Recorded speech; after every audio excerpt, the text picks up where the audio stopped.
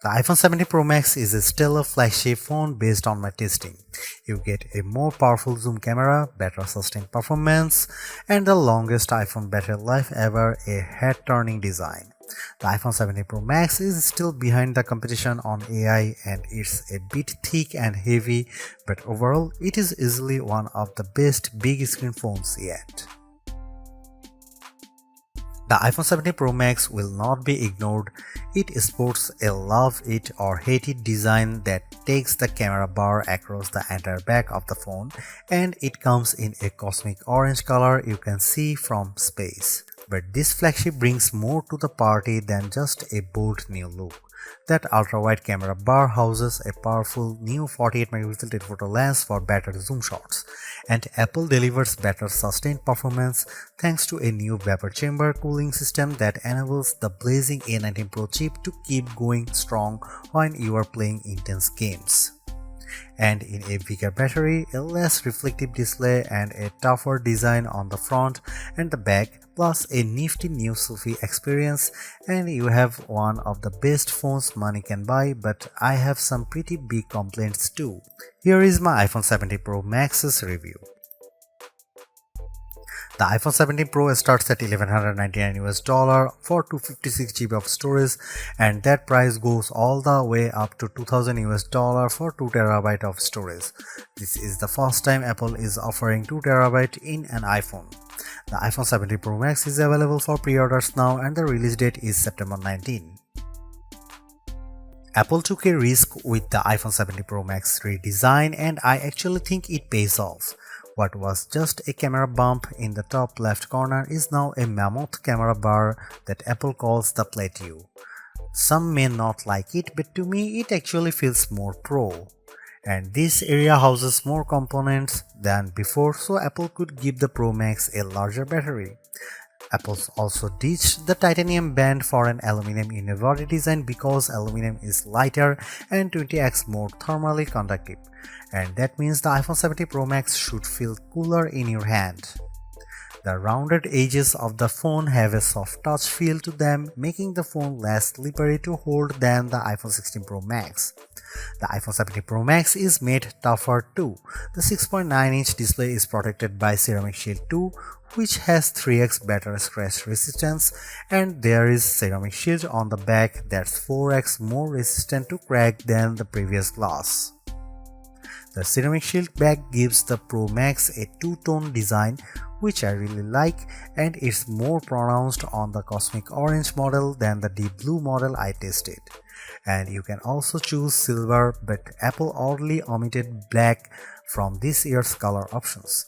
Unfortunately, the iPhone 17 Pro Max is thicker and heavier than the iPhone 16 Pro Max. It measures 6.43 by 3.07 by 0.34 inches and weighs 8.22 ounces compared to 6.42 by 3.06 by 0.32 inches and 7.99 ounces. By comparison, the Galaxy S25 Ultra is 6.41 by 3.06 by 0.32 inches and just 7.69 ounces. The new iPhone 17 Pro Max is ready for bright sunny days thanks to a brighter 6.9-inch OLED panel that's rated for 3000 nits of peak brightness, up from 2000 on the 16 Pro Max. There is also an improved anti-reflection layer, which means you'll get less glare on the panel when you are watching movies or surfing the web.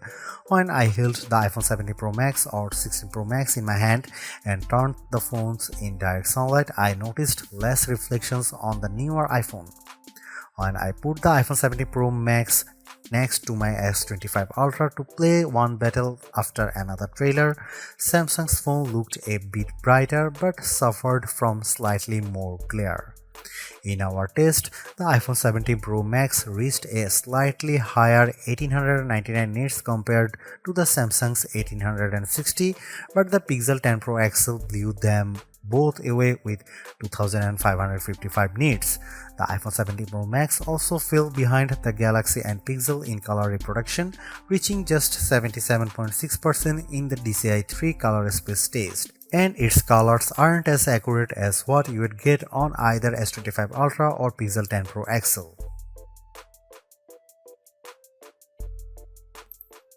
The iPhone 17 Pro Max is now a triple threat with three 48 megapixel cameras including a telephoto zoom with a sensor that's 56% larger that can deliver up to 8x optical quality zoom, and you get an 18 megapixel center stage front camera that can do a very neat trick. Here are some camera samples of the iPhone 17 Pro Max.